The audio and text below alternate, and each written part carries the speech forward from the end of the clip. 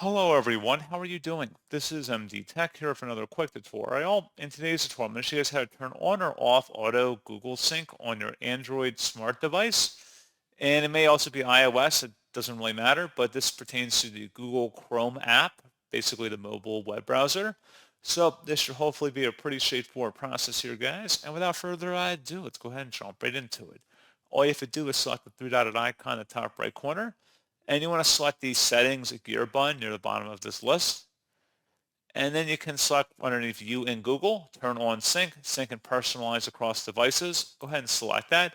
It may say something slightly different if you're already synced up.